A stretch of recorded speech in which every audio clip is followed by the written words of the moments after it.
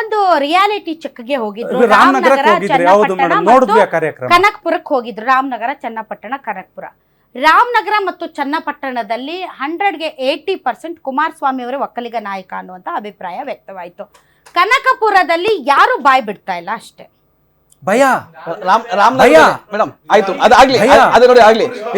ಅಣ್ಣ ನೀವು ಒಂದು ಮಾತು ಹೇಳಿದ್ರಿ, ನಿಜವಾಗ್ಲೂ ಇದು ನಾನು ರಾಜಕೀಯದಿಂದ ಹೊರತುಪಡಿಸಿ ಹೇಳ್ತಿದ್ದೀನಿ.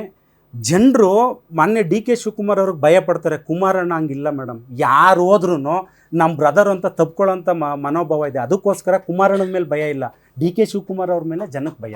ಎಲ್ಲಿ ಹೇಳಿದ್ರೆ DK ಶಿವಕುಮಾರ್ ಅವ್ರ ಕಡೆಯವರು ಲೀಡರ್ ಅಂತೂ ಮಾಡ್ತಾರ ಅಲ್ಲ.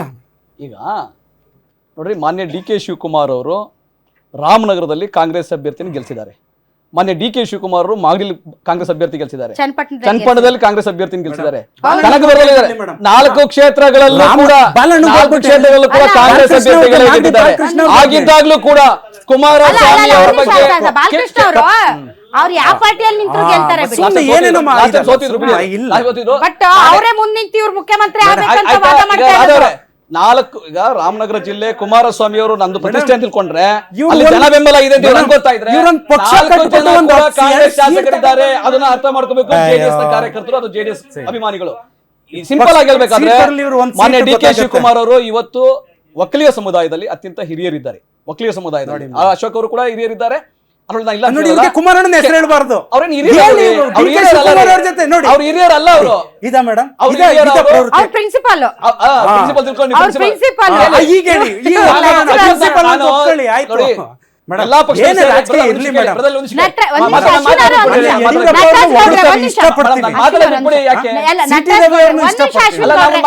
ಇಷ್ಟಪಡಿರಂತೆ CT ರವಿ ಅವ್ರನ್ನ. ನೀವು JDS ಪಾರ್ಟಿ ಅವ್ರು ಎಷ್ಟು ಇಷ್ಟಪಟ್ಟಿದ್ರು. ನಟರಾಜ್ ಗೌಡ್ರೆ ಹೆಂಗೆ ಅಂತಂದ್ರೆ ಅವರು ಒಂದ್ ಸ್ವಲ್ಪ ಸೀಸನ್ಡ್, ಅವರು ತೀರಾ ಒನ್ ಸೈಡೆಡ್ ಮಾತಾಡೋರಲ್ಲ. ನಾನ್ ನೋಡಿದಂತ ನಟರಾಜ್ ಗೌಡ್ರು. ಬಟ್ ಇವತ್ತು ಕುಮಾರಸ್ವಾಮಿ ಅವ್ರಿಗೆ ಹೆಸರು ಹೇಳೋದಕ್ಕೆ ಇಂಜರಿ ಇಲ್ಲ ಅಂತ ಹೇಳ್ತೀವಿ. ನಾನು ಕುಮಾರಸ್ವಾಮಿ ಹಂಗ್ ಬಂದ್ರು ಅಂತ ಹೇಳ್ದೆ, ದೇವೇಗೌಡರ ಬಗ್ಗೆ ಹೇಳ್ದೆ, ಅಶೋಕ್ ಬಗ್ಗೆ ಹೇಳ್ದೆ. ನಾನು ಒಕ್ಕಲಿಗ ಸಮುದಾಯದ ಬಗ್ಗೆ ಕೇಳಿಸ್ಕೊಳ್ಳಿ. ಕುಮಾರಸ್ವಾಮಿ ಅವರು ಪ್ಯಾನ್ ಕರ್ನಾಟಕ ಲೀಡರ್. ಒಂದ್ ನಿಮಿಷ ಆಯ್ತು,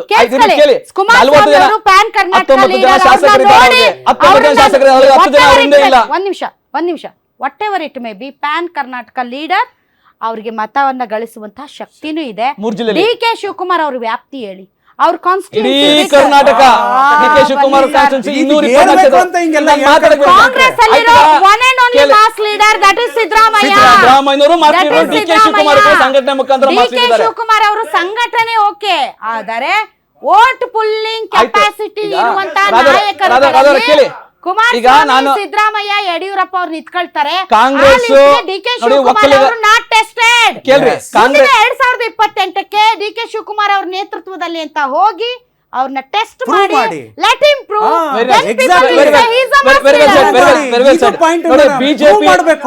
ಬಿಜೆಪಿ JDS ಕಾಂಗ್ರೆಸ್ ಅಲ್ಲಿ 40ಕ್ಕೂ ಅಧಿಕ ಒಕ್ಕಲಿಗ ಶಾಸಕರಿದ್ದಾರೆ. ತುಂಬಾ ಖುಷಿ ಆಗ್ತಾ ಇದೆ. ಯಾಕೆಂದ್ರೆ ಇವತ್ತು ಎಷ್ಟೋ ಜನ ಮಹಿಳೆಯರು ಹೇಳ್ತಾ ಇದ್ರು, ನನಗೆ PCOD ಪ್ರಾಬ್ಲಮ್ ಇತ್ತು ಸರ್, ಥೈರಾಯ್ಡ್ ಪ್ರಾಬ್ಲಮ್ ಇತ್ತು ಸರ್, ಆರಾಮಾಗಿ ನಾನು ಸಣ್ಣ ಆದೆ ಸರ್, ತುಂಬ ಥ್ಯಾಂಕ್ ಯು ಅಂತ ಎಷ್ಟೋ ಜನ ಹೇಳ್ತಾ ಇದ್ರು.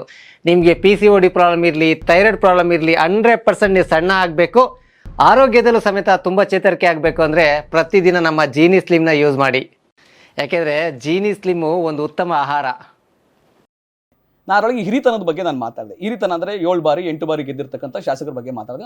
ಅಶೋಕ್ ಅವರು ಇದ್ದಾರೆ, ಒಳಗೆ DK ಶಿವಕುಮಾರ್ ಅವರು ಇದ್ದಾರೆ.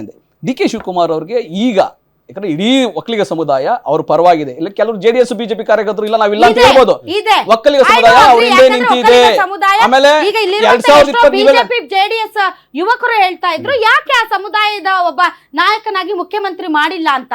ಪ್ರೀತಿ ಇದೆ, ನಾನು ಒಕ್ಕಲಿಗ ಸರ್ವೋಚ್ಚ ನಾಯಕ ಅಂತ ಅಶೋಕ್ ಗೌಡ್ರು ಕೇಳಿದ್ರು, ಅವರು ಹೇಳ್ತಾರೆ ಆಗ್ಬೇಕು ಮುಖ್ಯಮಂತ್ರಿ ಅಂತ. JDS ವಕ್ತಾರರು ಹೇಳ್ತಾರೆ. ಆದ್ರೆ ನಾನೇನ್ ಹೇಳ್ತಾ ಇದ್ದೀನಿ ಅಂದ್ರೆ 2028ಕ್ಕೂ ಕೂಡ ಕಾಂಗ್ರೆಸ್ ಸರ್ಕಾರ ಬರುತ್ತೆ, 33ಕ್ಕೂ ಕಾಂಗ್ರೆಸ್ ಸರ್ಕಾರ ಬರುತ್ತೆ.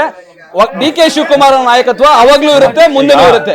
ಈಗ ನೋಡಿ, ನಾನು ರಿಕ್ವೆಸ್ಟ್ ಏನ್ ಮಾಡ್ತೀನಿ ನಟರಾಜ್ ಗೌಡ್ರಿಗೆ ಅಂತ ಹೇಳಿದ್ರೆ, ನಾನು ಮಾತಾಡ್ತಿದ್ದೀನಿ, ಸ್ವಲ್ಪ ಒಂಚೂರು ತಾಳ್ಮೆ ಇರ್ಲಿ. ಯಾಕೆಂದ್ರೆ LN ಮೂರ್ತಿ ಅಂತ ಹೇಳಿ ಕಾಂಗ್ರೆಸ್ನ ಹಿರಿಯ ಒಬ್ಬ ನಾಯಕರಿದ್ದಾರೆ. ಅವರು ಇತ್ತೀಚೆಗೆ ಮಾಧ್ಯಮ ಯೂಟ್ಯೂಬ್ ಅಲ್ಲಿ ತುಂಬಾ ಮಾತಾಡಿದ್ದಾರೆ. ಒಂದ್ ನಿಮಿಷ ಇದ್ದಾರೆ. ಅವ್ರು ಏನಂದ್ರೆ, ಅವರು ಒಂದು ಅನಾಲಿಟಿಕಲ್ ಆಗಿ ಹೇಳಿದ್ದಾರೆ. ಕೆಂಗಲ್ ಆದ್ಮೇಲೆ, ಕೆಂಗಲ್ ಹನುಮಂತಯ್ಯನವ್ರು ಆದ್ಮೇಲೆ ಕಡಿದಾಲ್ ಮಂಜಪ್ಪನವ್ರನ್ನ ಒಂದು 3 ತಿಂಗಳು ಮುಖ್ಯಮಂತ್ರಿ ಮಾಡಿದ್ರು. ಅದಾದ್ಮೇಲೆ ಅನೇಕ ಬಾರಿ ಒಕ್ಕಲಿಗರಿಗೆ ಅವಕಾಶ ಕೂಡಿ ಬಂದಾಗ ನಾವು ಒಕ್ಕಲಿಗರನ್ನ ಮುಖ್ಯಮಂತ್ರಿ ಮಾಡುವುದಿಲ್ಲ ಅಂತಕ್ಕಂಥ ಸ್ಟ್ಯಾಂಡ್ನ ಕಾಂಗ್ರೆಸ್ ತೆಗೆದುಕೊಳ್ತಿತ್ತು ಅನ್ನೋದನ್ನ ಅವ್ರು ಹೇಳಿರೋದು.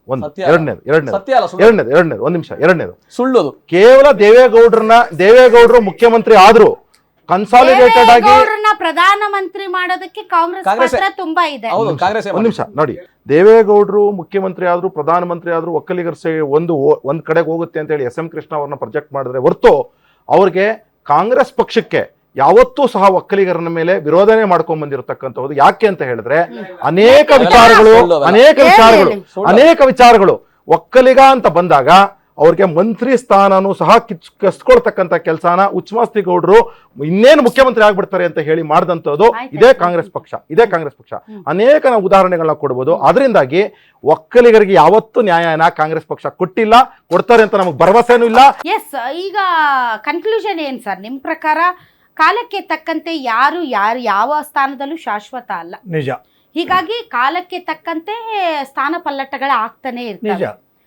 ಜಾತಿ ಸಮುದಾಯ ಅಂತ ಬಂದಾಗ ಸರ್, ಅದು ಯಾವುದೇ ಪಾರ್ಟಿಯಲ್ಲಿ ಇರಲಿ, ಆ ಜಾತಿ ಸಮುದಾಯದ ಜನ ಯಾವ ಪಾರ್ಟಿಯಲ್ಲಿರಲಿ ಆ ನಾಯಕನಿಗೆ ಬೆಂಬಲ ಕೊಡ್ತಾ ಬಂದಿದ್ದಾರೆ. ಇವತ್ತು DK ಶಿವಕುಮಾರ್ ಅವ್ರ ಕೇಸಲ್ಲೂ ಕೂಡ ಕಳೆದ 2.5 ವರ್ಷದಿಂದ ಆ ಸಮುದಾಯ ಅವ್ರ ಬೆನ್ನಿಗೆ ಗಟ್ಟಿಯಾಗಿ ನಿಂತಿದೆ. ಇವತ್ತು ವಾದ ಮಾಡುವಂತ JDS BJP ಕಾರ್ಯಕರ್ತರು ನಾಯಕರು ಕೂಡ ಆಯಾ ಸಮುದಾಯದವರು ಅವ್ರಿಗೆ ಬ್ಯಾಕಪ್ ಮಾಡ್ತಾರೆ, ಇಲ್ಲ ಅಂತ ನಾನು ಹೇಳಲಿಲ್ಲ. ಬಟ್ ಕುಮಾರಸ್ವಾಮಿ ಅವರ ಎಂಟ್ರಿ ಏನಿದೆ ರಾಜ್ಯಕ್ಕೆ, ಇದು ಈ ಕ್ಷಣಕ್ಕಲ್ಲ, ಅದು 2028ಕ್ಕೆ. ಯಾಕೆ